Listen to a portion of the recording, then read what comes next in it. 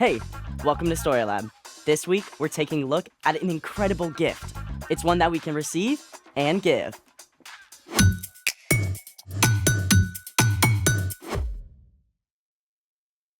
Hey, I'm Skylar. And I'm Sebastian. And this month, we're talking about how trusting and following Jesus changes the way we treat others. So we can, live right, You seem distracted. I guess. Anything you want to talk about? No. I mean, it's not that big of a deal. I did terrible on a test and I gotta retake it. I'm sorry. That's rough. And then my dog is kind of sick. Oh, no. Yeah, and it's making me feel sad. Well, I can't make those things better, but maybe we can do something to take your mind off of it. Yeah? Ever seen a lava lamp? Lava? Not that kind. Oh, right. Lava lamp. I think my dad had one of those back in the Dark Ages. Yep. And we're going to create our very own lava lamp to brighten your day. Alrighty then. Let's make it! For our lava lamp experiment, you're gonna need some things that are probably already in your kitchen. A glass jar, baking soda, white vinegar, and vegetable oil. Don't forget the food coloring. Always the food coloring. You'll also need a small flat LED light like this one to make it extra cool. Where do we start? Step 1, scoop several large spoonfuls of baking soda into the jar. Ready?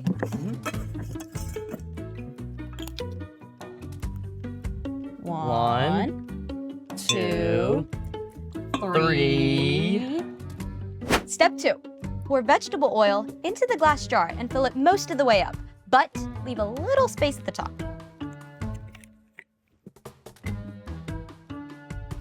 It's a lot of vegetable oil. Oh, this is a workout. Your turn. Okay, Where's our lava? right here. Step 3, pour vinegar into a separate container.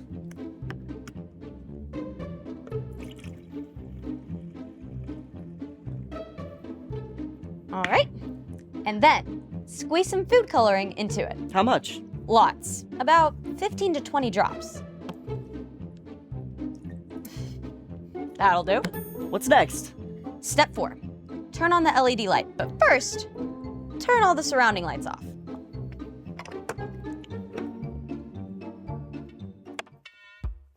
Perfect.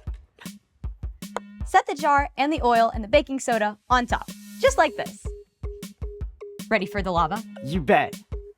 1, 2, 3.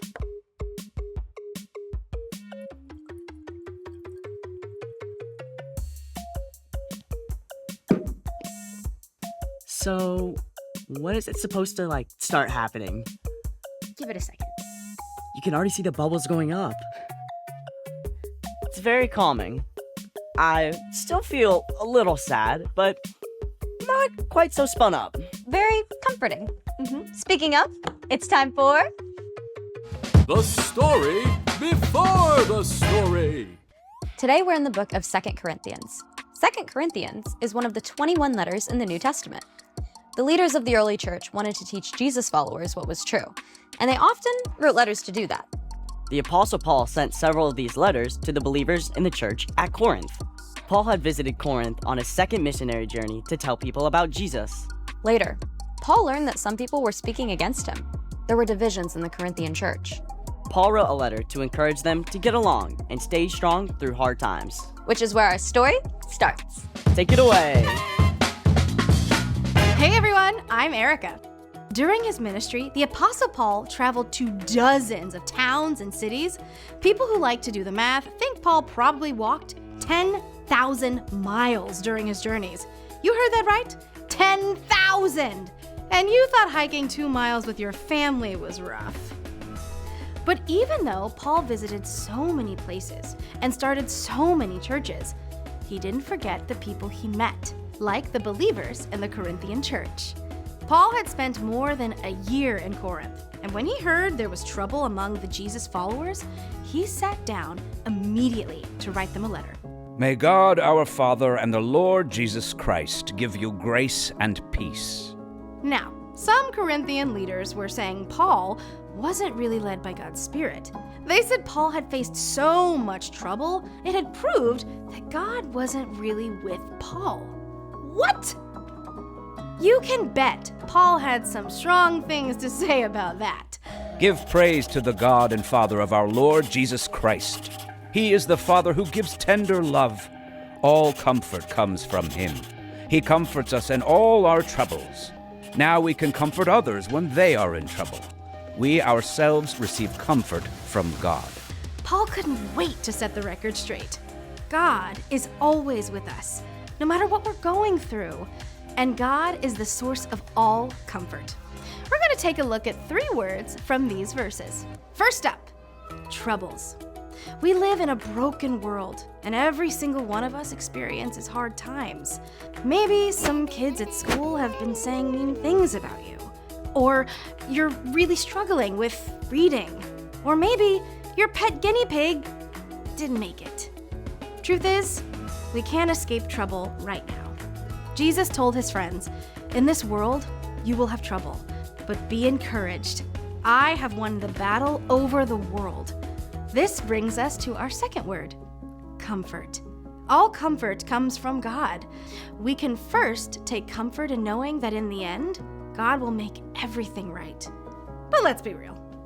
When you've just scraped your knee or had a fight with your brother, sometimes it's hard to think about the big picture.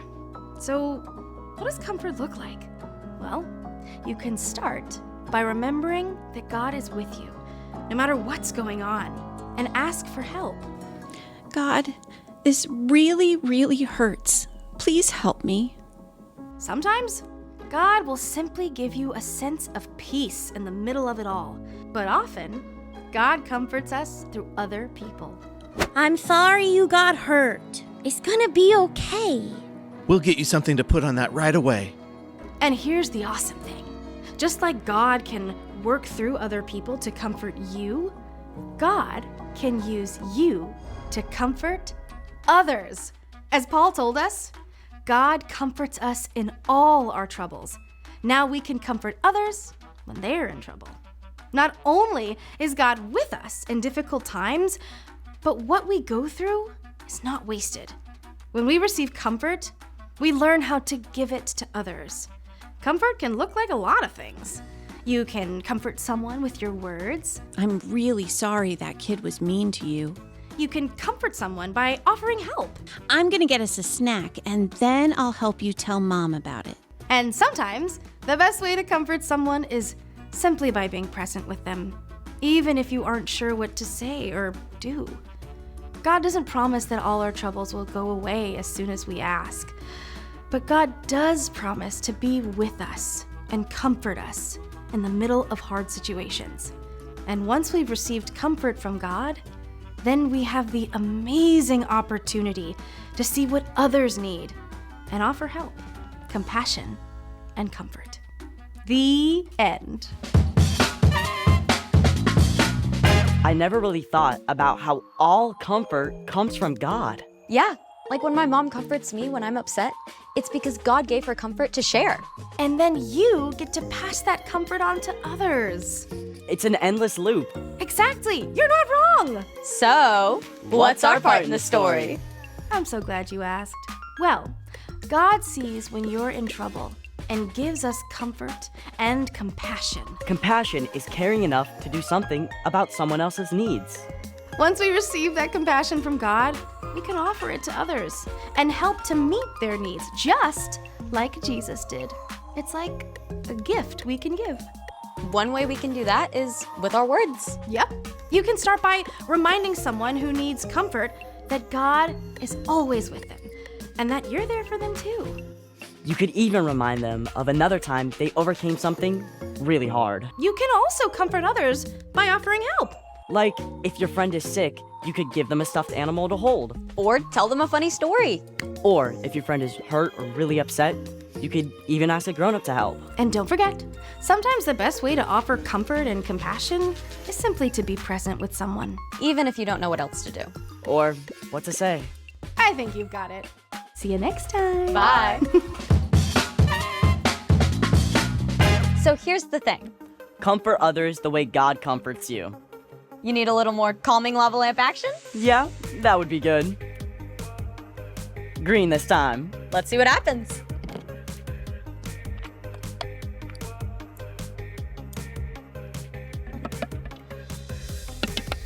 All right, ready? Yeah. Whoa. Look at that. Thanks for joining us in the Story Lab. See you next time. It's kind of still. You gotta wait for it. You gotta wait for it.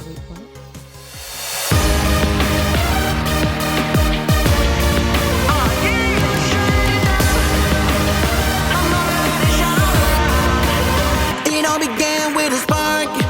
The spark caught fire in my heart. And I can see you lighting up the dark.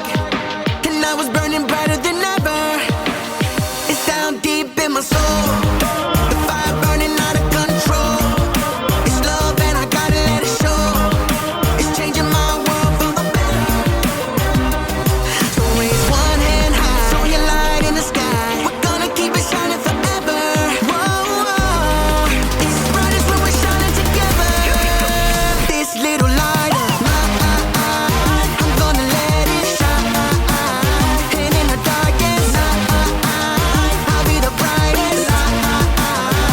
No covering it up, no shutting it down, no blowing it out. I'm gonna let it shine. This little light of mine, I'm gonna let it shine. We're shining brighter than the sun. We're lighting up the world for everyone. No, we're never quitting, never done. We're only getting brighter and brighter. So raise one hand high, show your light in the sky. We're gonna keep it shining forever. Whoa, whoa. It's brightest when we're shining together. This little light of mine, I'm gonna let it shine. And in the darkest night, I'll be the brightest light. No covering it up, no shutting it down, no blowing it out. I'm gonna let it shine. This little light of mine, I'm gonna let it shine. Yeah, this little light of mine. Maybe it used to be little, but now it's a wildfire. It's growing bigger and bigger and bigger. Can't shut it down, can't blow it out, can't hide it now. It's shining around the world and getting hotter now. So throw your light up, come on, raise it higher. We gonna start a fire, it's only getting brighter. Burn bright in the night for the world to see. This little light is bringing change and it starts with me. One hand high.